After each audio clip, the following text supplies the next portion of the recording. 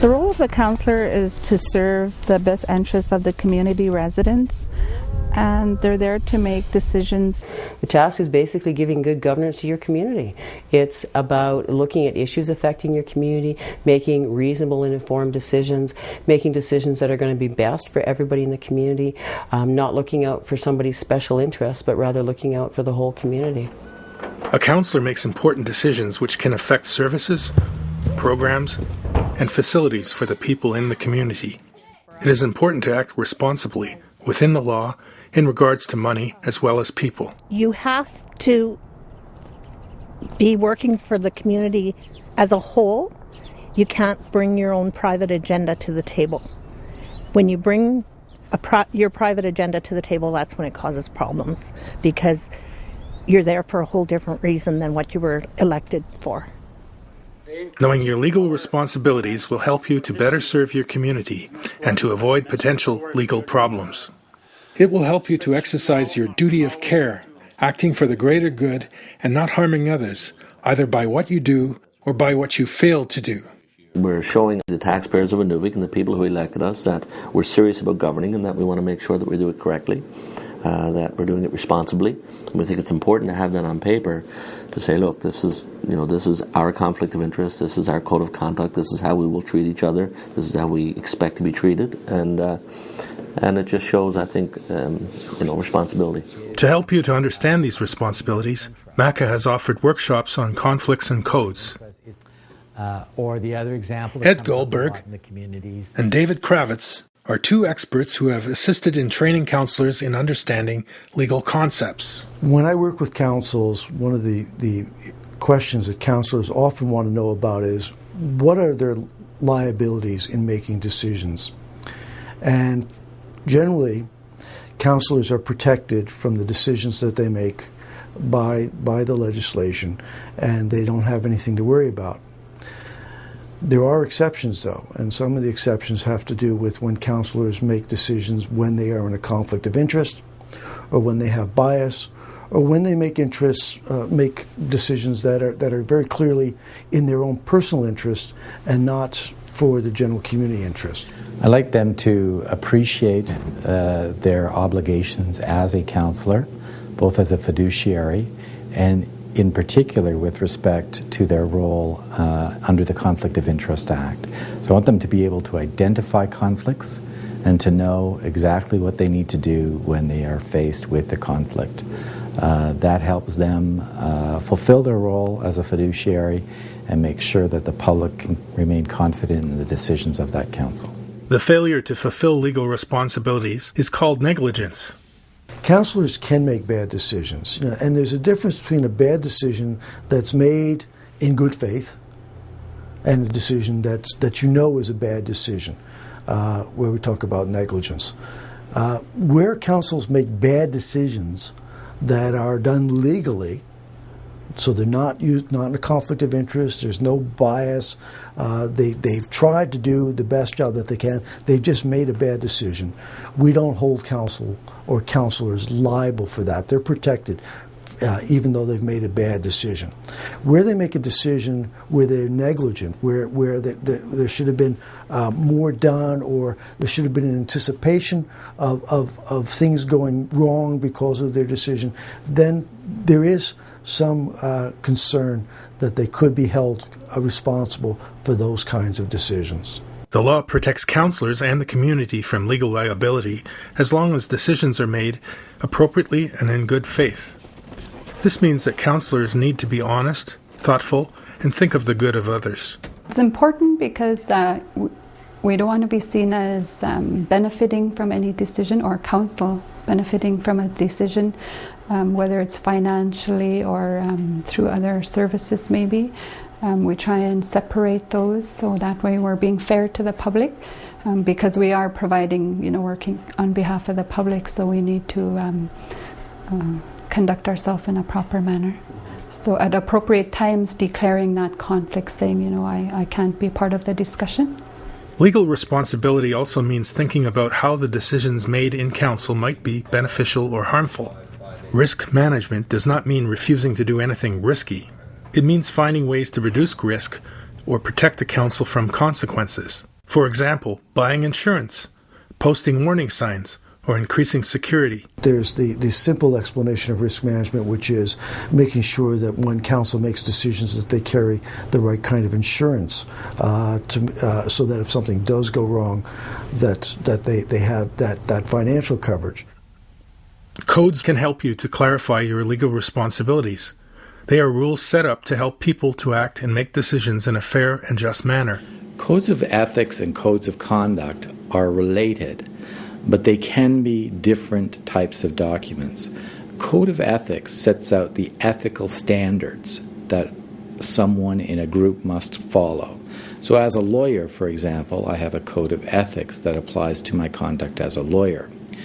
A code of conduct specifically relates to the actions of a particular member of the group. So you may have rules about codes of conduct for students living in a university dormitory, for example.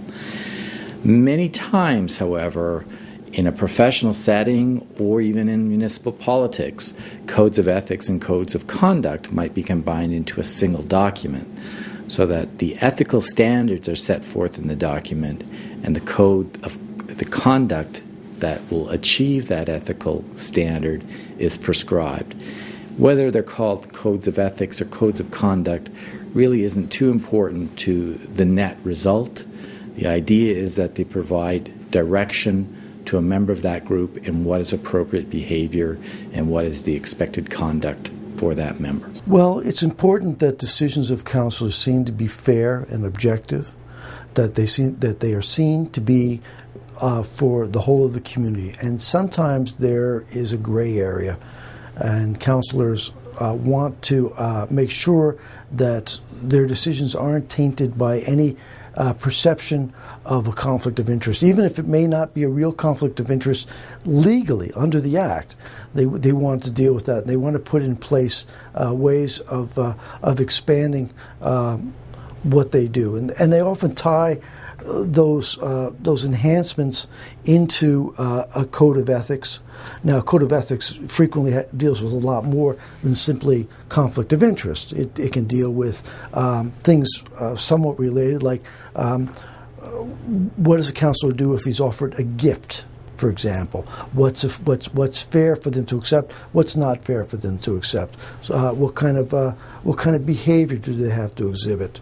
And certainly things like the treatment of confidentiality and what a council's remedies are when a councillor breaks a confidentiality. Those are the kinds of things that also get included into a code of ethics.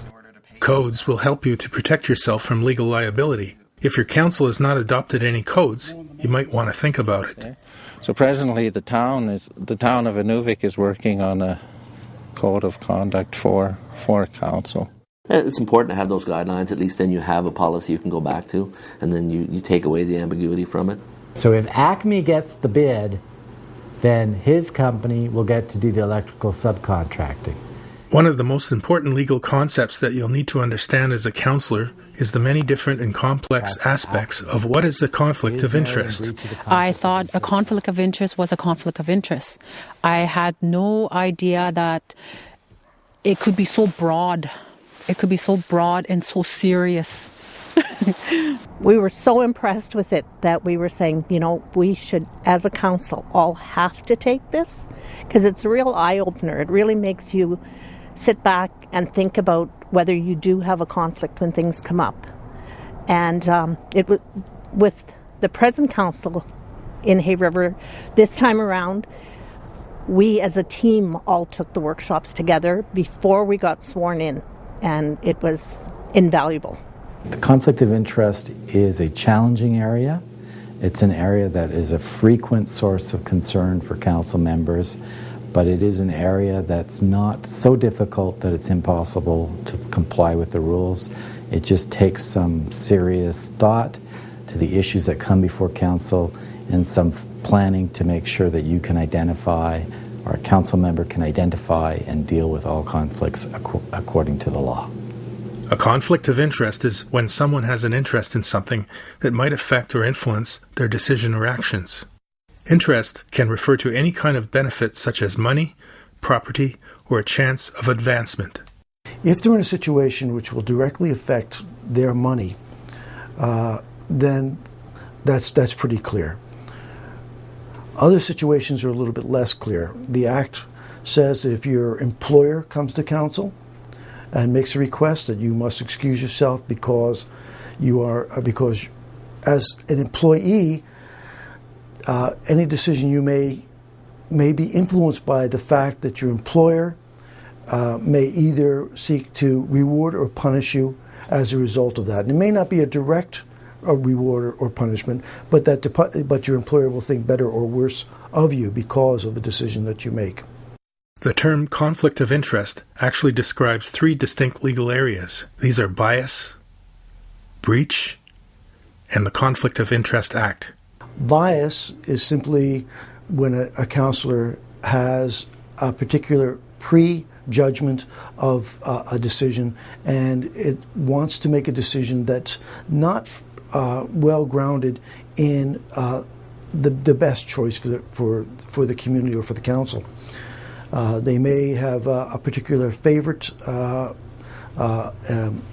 We may have cases of nepotism where there's a preference for a relative, and those kinds of things where councillors have to take care that if they make decisions, and we expect everybody has biases, but when they make a decision that they have to be able to overcome those biases when they make those decisions. It's important to remember that council have a responsibility to make decisions that are in the overall community interest. As a councillor, you have to be pretty careful there, because, first of all, there are, it's difficult at times not to be in conflict in a lot of the stuff you're dealing with as a councillor, and especially if you're involved in a private business in the community, right? So, it takes a lot, and you have to be very careful there, but not only of being in a conflict, but also as being perceived in a conflict, right? Sometimes you may not even consider it, right? But it's just that perception, right? This is called perceived conflict or apprehension of bias. It means that if someone else is reasonable in assuming that there is a bias, even if there isn't one, then it is still a conflict of interest. So you may be in a situation where decisions come up and you have to make a decision that's in the best interest of the whole community. That's part of your responsibility to make those decisions. Now, sometimes it happens that councillors become so concerned about not being in a conflict of interest that they go beyond what's required. I think you need to take care there. Councillors have hard decisions to make. Those decisions still have to be made, even if they're uncomfortable. You can't declare a conflict simply because there's a difficult decision to be made. It's also important to understand that there's a difference between someone who has a conflict of interest and somebody who just has an interest. And I say in my workshops that I expect that all councillors have an interest, have many interests. Otherwise, I don't know why they've run for council. Where those interests are personal interests, that's when they get into difficulties. But interests that are in the public interest are things I expect councillors to take, and those are not things that should limit their participation in the decisions of council. Another conflict of interest is breach of fiduciary duty. Breach means to break or fail to fulfill an obligation. A fiduciary is a person who acts for the benefit of another, and so a councillor is a fiduciary for the community. A fiduciary is a concept at law where one person exercises power over the property of another person. So when you look at it in the municipal context, councillors act as fiduciaries for the residents of the community because they exercise their powers as councillors over the property of the hamlet or community government for the benefit of everybody who lives in that community. And as a fiduciary, the courts have ruled that they have an obligation to always exercise their powers in the best interests of the people for whom they act, and never in their own interest. If you breach your obligations, you can be sued for benefits you received, even if there is no loss to your community. In order to help people resolve conflicts of interest, the Territory has created the Conflict of Interest Act. Because it is a piece of legislation, it means that the court can impose penalties against you if you do not follow the rules of the Act. Very simply, you have a conflict of interest in regards to the Conflict of Interest Act if you or people in your household will benefit financially based on the Council's decisions. Because we're so close-knit, we've had to address that almost from day one. As soon, I remember almost when I first got elected in the council, that was an issue because most of us are related. This act applies only to members of community councils or to any board created by territorial legislation. Where band councils are concerned, the Conflict of Interest Act may not apply. The Conflict of Interest Act is pretty clear that it applies to municipal governments, and band councils are not municipal governments. Where it may apply, and it's yet to be tested really, is where a band council is also the deliverer of municipal services of the community government's programs through municipal and community affairs. In those cases, there may be an application of the Conflict of Interest Act to the decisions they make. So an example would be where there's a contract to award and you've applied for that contract. You want to be the water delivery guy. Conflict of interest is a broad topic, and training workshops and case studies can be helpful. Pecuniary interest. Rezoning of your I know that we've held conflict of interest workshops. So we've gone to Inuvik and we've held these big workshops. We've got the lawyers in there, and because we're sifting it through it grain by grain. In this situation, where's the conflict and how do we deal with it, And we're getting the professional advice on what's right and what's not right. There are many different ways that one could be in conflict of interest. Conflict of interest really is divided into two areas under the Conflict of Interest Act, and that's where you have a direct interest, a direct pecuniary, or what better wording would be maybe financial interest in a decision, and where there is an indirect one. The indirect ones are the most difficult, or the more difficult to appreciate, but the direct ones are usually pretty straightforward. A decision is being made. Most councils would know whether they or a member of their household will benefit financially from those decisions. And it doesn't mean just money. Sometimes it can mean things that will produce money at a future time. And best examples of those are things like land. So if council makes a decision which is going to change the value of a piece of property that a councillor owns, he is in a conflict of interest because at some time in the future, when that land is sold, he will benefit from that decision. Likewise, where the decision of council would reduce the value of land, he's still in a conflict of interest. That sometimes confuses people a bit, that why can't a councillor make a decision if it's against his personal interests, where he will lose money because of that? And although that may be the morally correct decision to make, it's not legal. Under the Act, it doesn't matter whether you will benefit positively or benefit negatively. You may be a director, for a sporting organization, or softball league, a curling club, and there may be an issue come up. Now, well, there's really nothing really financially or pecuniary for you to gain. Certainly there's a public perception, and if a decision did go, that it could be perceived to be in the favor of one group or another, and it just happens that a council member is a part of that group, then you really have to watch that as well. So yeah. It's always, not always, but it's certainly something you always have to keep an eye on, particularly in a small town. The indirect conflict of interest is a little bit more difficult to describe because it deals with things like what happens with your employer, what happens with a company that you may be involved in, what happens, if you simply are a shareholder in a company. There are also exemptions to the Conflict of Interest Act, such as community of interest. Community of interest is where the councillor has the same interest as everybody in the community who is affected by that decision of council. It doesn't have to be the whole community, but it has to be everybody who is affected by that decision. The councillor has to be affected in the same way as those people.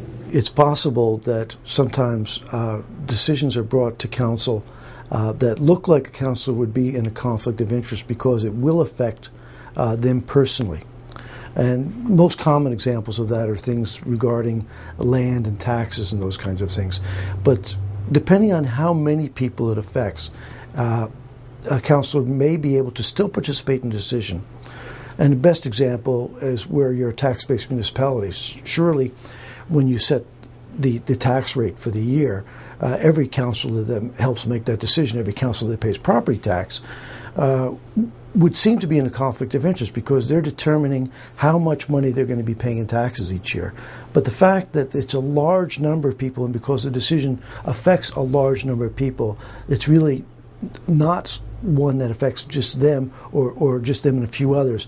So the concept of a community of interest means that they're still exempted from being in a conflict and can still participate in those decisions. If you do have, or you believe you have, a conflict of interest, it is important to mention it right away.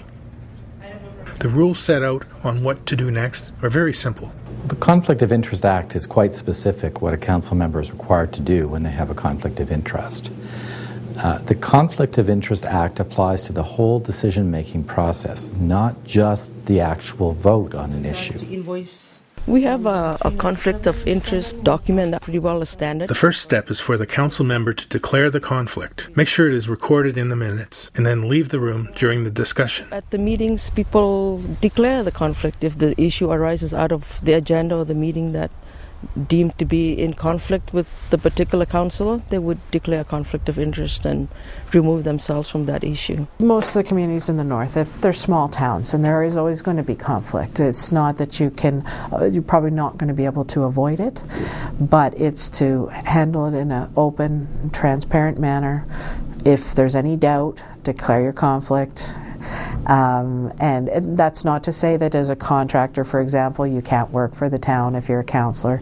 It's just to make sure you declare your conflict as soon as you become aware of it, and if there's any doubt, to make sure to do it. So if a council member decides that they have a conflict on a topic, they must refrain from any attempt to influence the voting on the topic before the meeting, during the meeting, or after the meeting. If they attend a committee meeting at which that topic is discussed, they must disclose their conflict of interest and the full nature of that conflict. It's not simply enough to say, I have a conflict with item number 7 on the agenda. They must say, I have a conflict because it involves my spouse or my employer, or that I have a bid on that particular contract. They must also disclose it at every meeting of council where it is discussed, and they must not participate or in any way attempt to influence the voting on that decision at the council meeting. Even if they're not present at a meeting, they must disclose the conflict of interest at the next meeting of council, even if the decision has already been made. This is to prevent a council member from simply refusing to attend a meeting to avoid having to disclose that they have a conflict. Because everyone on council must follow the conflict of interest rules, it is important to ensure that all members are aware of it. If you perceive a conflict of interest for your fellow council member, it is important to mention that too. And normally, if we run into a situation where we can't decide whether it is or not, we'll go out and we'll call legal, get some legal advice and give them the situation and how do we respond to this situation. Might cost you a few dollars, but we have to, we have to do it the right way. Yeah.